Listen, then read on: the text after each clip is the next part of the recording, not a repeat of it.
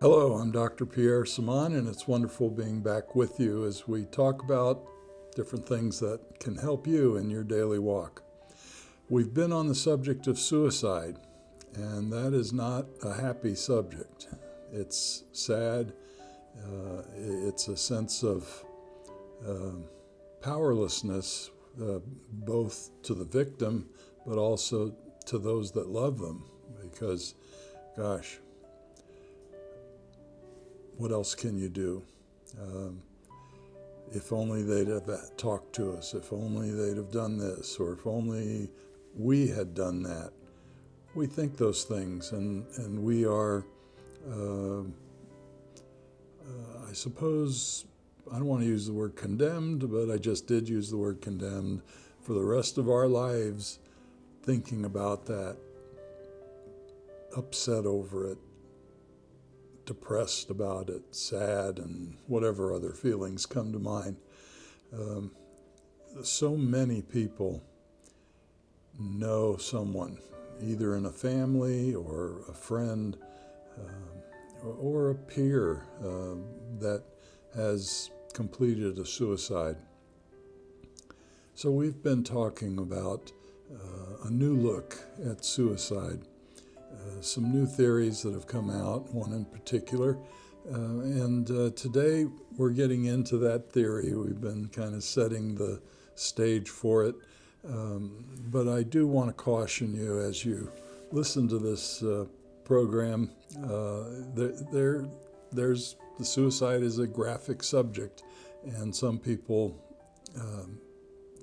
it's too personal, and it may upset you. And if it does, then please, watch something else. Change the channel on your YouTube or whatever it may be, or don't watch it alone. I'm not getting gory or anything about the subject, but take your precautions, and you know yourself better than anybody else. Today we're talking about, and this is part 3, and we'll be getting into the rest of this theory next time, but in this part 3 of suicide, a new look of suicide, we're talking about the interpersonal theory of suicide. That came out around 2010. And in this interpersonal theory, it basically broke suicide down into 2 areas where they had, in the research, identified these 2 areas common among those who had both attempted suicides or completed suicides. And one characteristic is thwarted belongingness. And we're going to talk about that today. And the other characteristic is perceived burdensomeness. And we're going to speak about that next time. Thwarted belongingness basically is saying, I don't feel like I belong.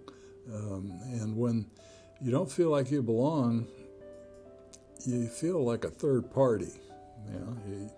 When you were young, dating and all that before marriage, you ever remember being a third party? Friend says, oh, will you come with us, and blah, blah, blah. And you end up being the third party who was never comfortable or anything like that.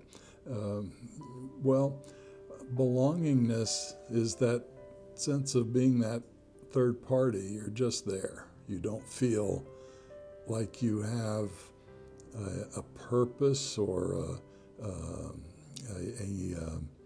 need in being there, really, or that you're wanted in that situation. So belongingness is very important. And I remember when I was younger, and the night that I got saved, and I never thought about this before until that night when I accepted Jesus Christ into my life. I surrendered my will over to God and acknowledged my belief in Jesus. The Lord showed me some things, just kind of like flash moments. You've heard of people talking about life after death experiences where their life flashes before their eyes. Well, my life flashed before my eyes. It was quite amazing, just in such a short amount of time. But one thing that surfaced in that was I realized that the impression I was getting was I never felt like I belonged, and now I belong. It was just as simple as that. And I looked back, I could see it just instantly. I never really felt like I belonged. I had a loving family, loving parents, wonderful home. Everything was fine. Yet inside of me, there was a sense of not belonging. What was that? You know, and I remember over the years when I was younger thinking about that. You know, was I adopted, or you know, why do I feel this way, or you know, what's going on there? And it's obvious I wasn't adopted because I looked just like my mom and my dad. But that little sense was always there. And that night that I received the Lord, and everything changed. And it was as if that impression came up within me. Now you belong. You belong to God's kingdom. You belong to God. You're a child of God, and so on. Now, I never attempted suicide. I never thought of suicide. But there was that sense of, I don't belong. Multiply that 100 times, maybe 1,000 times, for those who have issues of mental illness or family disputes, dysfunctional families, or other issues where they don't feel like they belong. And there's this sense of, what do I do about it? And emotions take control. We have to remember that in our design, God designed us to have thinking abilities, and if we think right, think good thoughts, things are better, and we problem solve better and all that. If we let our emotions control us, that's the limbic system of the brain, what addicts would say the addictive personality comes out of that, that sense of flesh, as the Bible would say. The emotions generate negative thinking. The amygdala is your fight or flight center that's in the limbic system, and it's sending the adrenaline and so on. It's the red flag warning that there's a threat. So when there's a threat, you don't think positively, you think negatively. There's a threat, how do I protect myself? What do I have to do? Do I attack or do I run? Well, if you generate that thinking over a period of time, emotions become negative. Emotions become stronger. It draws the energy, the mental energy, from the rest of the brain, causing that frontal lobe area to slow down. That's where you do your problem solving, your primary thinking, complex thinking. And it sends messages to the rest of the brain to gather information and put it together, and you resolve the problem. But when that slows down, some people would say go to sleep. When it goes to sleep, because the limbic system is overworking, it's inflamed, as they might say, well then you're going to be thinking through emotions and acting through emotions. And when you have this lack of belongingness, this sense of I'm not wanted, and so on, well, there's going to be problems. It's going to go deep into you. And researchers have shown that social isolation is arguably the strongest and most reliable predictor of suicidal behavior. So when you feel threatened or you feel like you don't belong, what do? You isolate. You withdraw. You interact only when there's a strong need to, and even then you don't feel connected with those you're interacting with because of that thwarted sense of belongingness. So loneliness is one of the characteristics.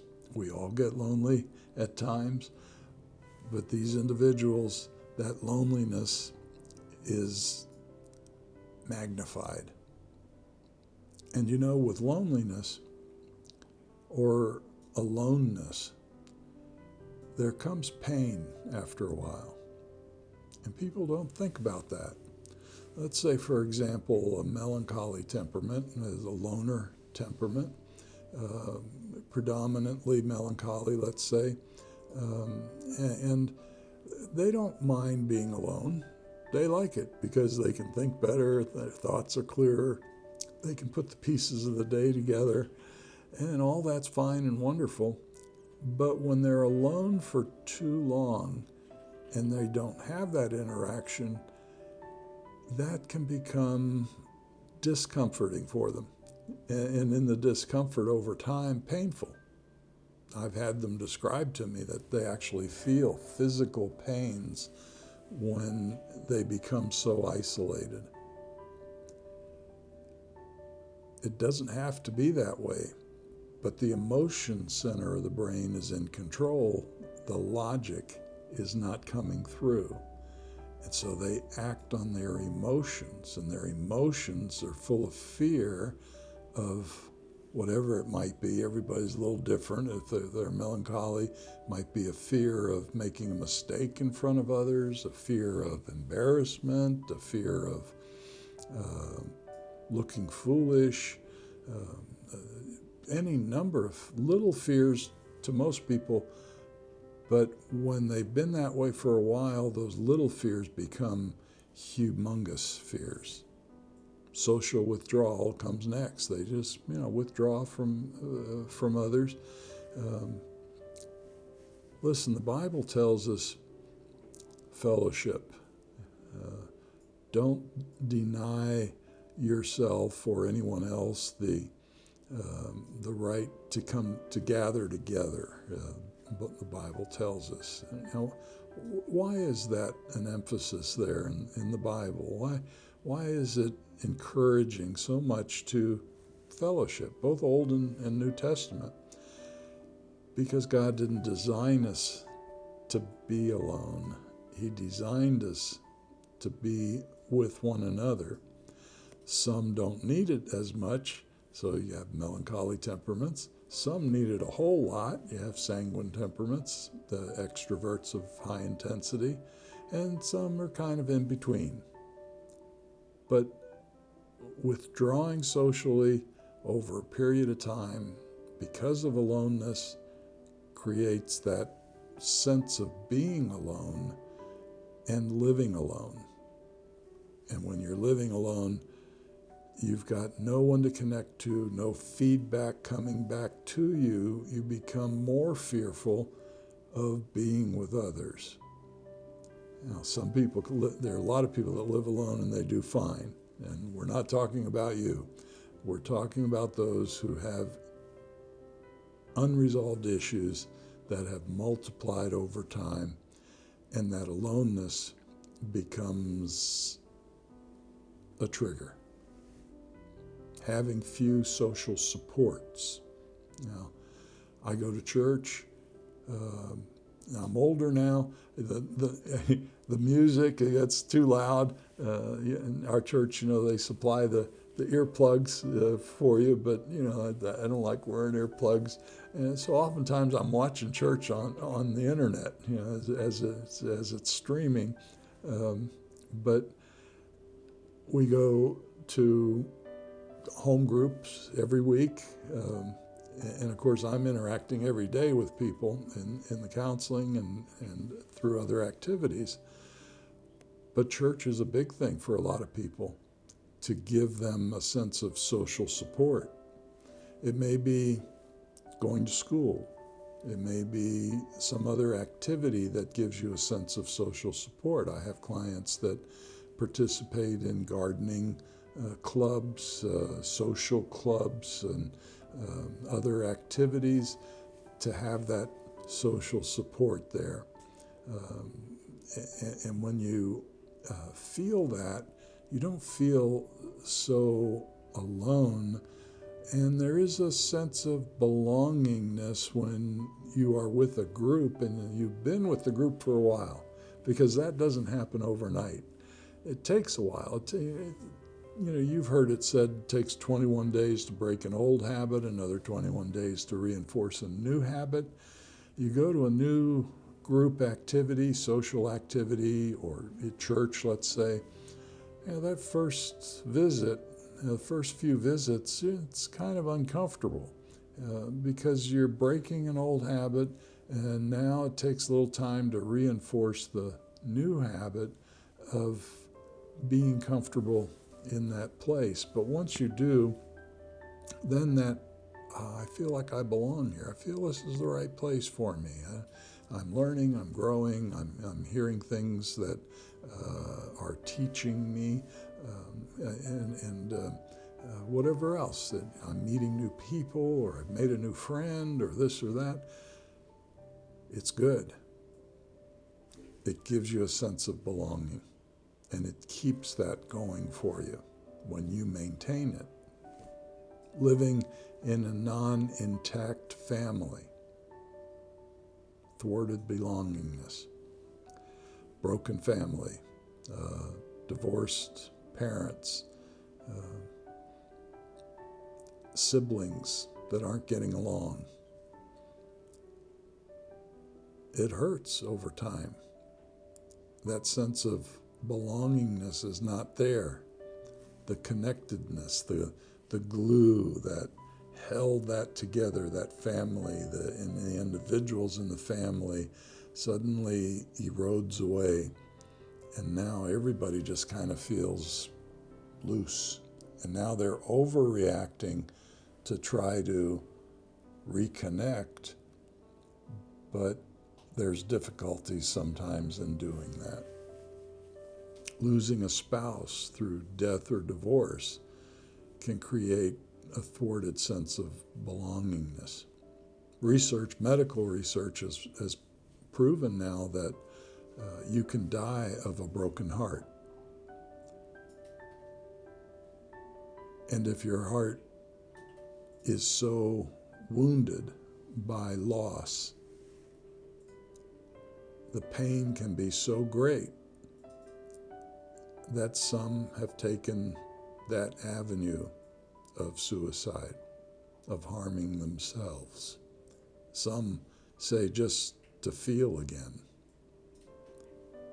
But almost everyone that I've talked to who have attempted suicides and weren't successful tell me the same thing. Midway through it, or when they're well into it, they regret it. They wish they hadn't done it. They start fighting for survival. And if it's too far gone and there's no help arriving, it's too late. But for those that it's not too late, that's what they say. I realized it was a mistake. I wish I hadn't have done it. And I'll never do it again.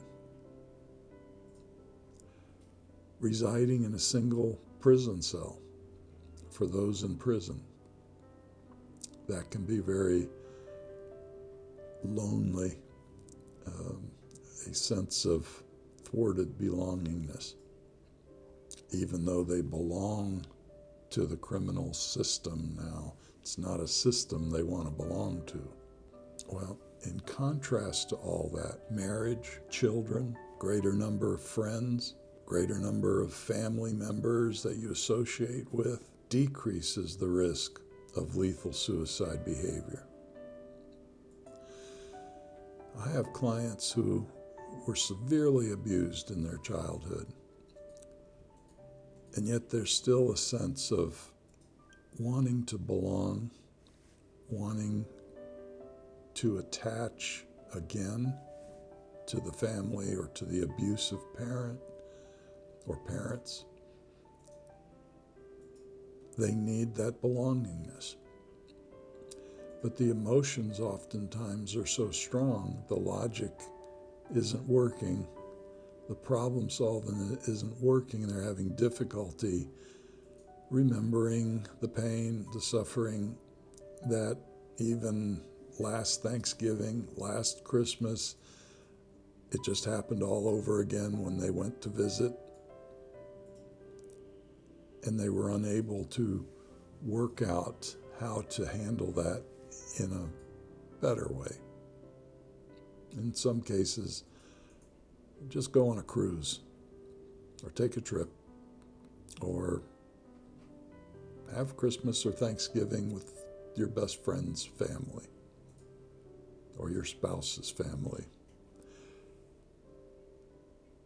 In contrast to all those characteristics I mentioned, it's important to realize that bonding with others is a key to happiness. It's a key to feeling like you belong, to feeling settled in one way or another.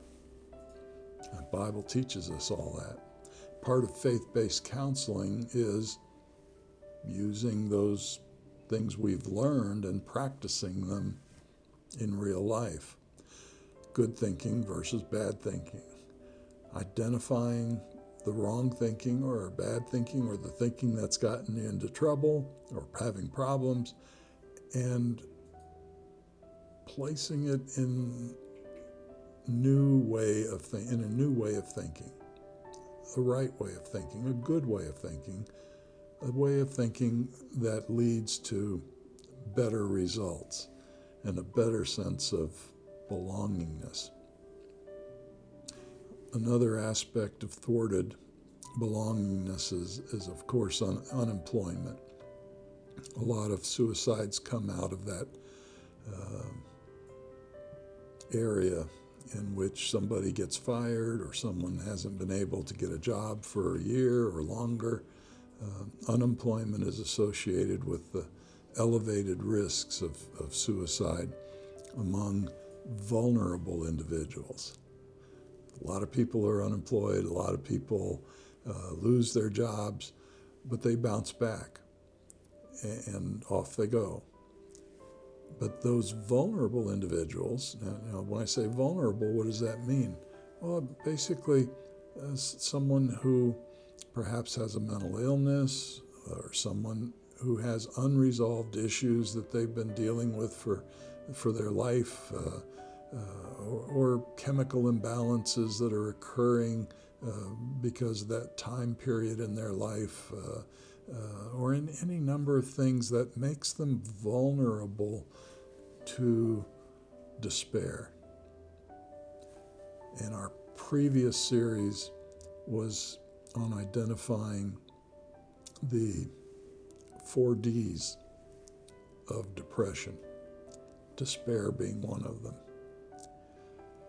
Only when it results in certain negative outcomes does firing someone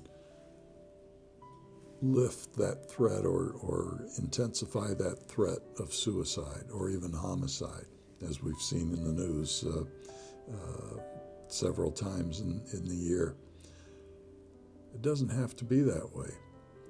But if at work or at school or in the family or even in the church, you recognize someone who has these characteristics that I've spoken of, reach out or talk to the pastor or human resources or others to encourage that person, to invite that person into activities and so on. Economic recessions. I remember growing up, reading about the Depression, the Great Depression, and the number of suicides that came almost immediately upon the announcement that the market dropped and all that. What caused those people to act so quickly in changing their existence, in escaping, so the need to escape so fast, instead of, well, let's see how we can work this out, or let's not give up and pick ourselves up and get back on track again. A lot of times it's because the emotion center of the brain has been in control, and their logic, their thinking skills, their complex thinking skills has been reduced to sleepiness. And they can't think through whatever it is. The emotions burst, and they burst. So economic recessions are associated with increased risk of suicide rates, but only those recessions with marked elevation. So we don't see them every time there's a little recession. We might see a little peak in some suicides, but you don't see that big peak like you do with the deep, strong recessions or depressions that continue. Those losses or foreclosures that may occur, we can problem solve it. We can work through it.